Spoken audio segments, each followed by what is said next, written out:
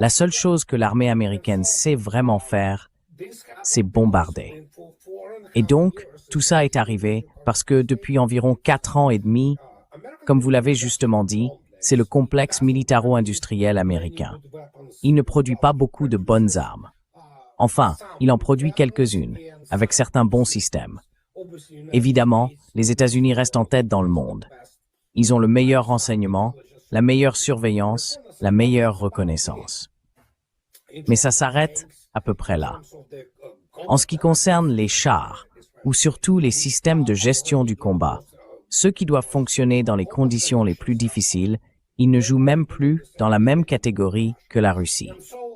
Et donc il y a beaucoup d'aspects, notamment les armes à distance et les munitions intelligentes, où les États-Unis sont en retard sur la Russie, non seulement de plusieurs ordres de grandeur en production, mais aussi de plusieurs générations d'armement. Encore avec une table d'organisation et d'équipement des années 90. La Russie, elle, utilise celle de 2026. C'est une différence énorme. Et sur le plan de la production, le complexe militaro-industriel américain est très loin derrière. Il n'est tout simplement pas capable de produire. Les États-Unis ne fabriquent plus de chars de combat principaux. Et pour ce qui est des systèmes comme la défense aérienne, je vous l'ai déjà expliqué. En réalité, l'armée américaine n'a plus de défense aérienne opérationnelle. Elle est totalement sans défense face aux moyens de frappe modernes. Donc quand on regarde l'ensemble du spectre de l'équipement militaire et la façon dont tout cela s'intègre au niveau tactique, opérationnel et stratégique.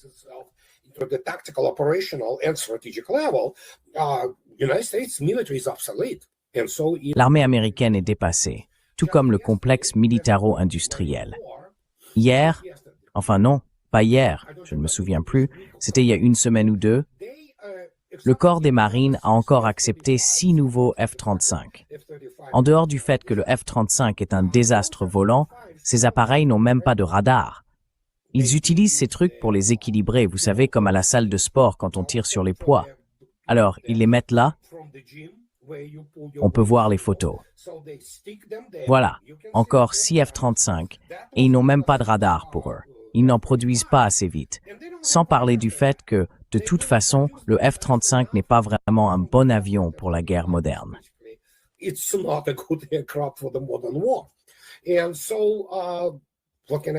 Alors, qu'est-ce que vous voulez que je dise? C'est la réalité. Et maintenant, ils essaient de cacher tout ça avec toutes sortes d'excuses.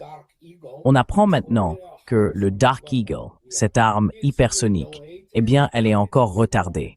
Et cette fois, probablement jusqu'en 2029. Mais quand les caractéristiques de ce truc ont été rendues publiques et qu'on a vu que c'était un projectile d'environ 15 kilos, les gens se sont franchement marrés. Bref, ça n'avance pas, quoi. Et c'est pas un hasard. C'est exactement ce que fait le complexe militaro-industriel américain. Il fabrique des armes pour les vendre, pas pour faire la guerre.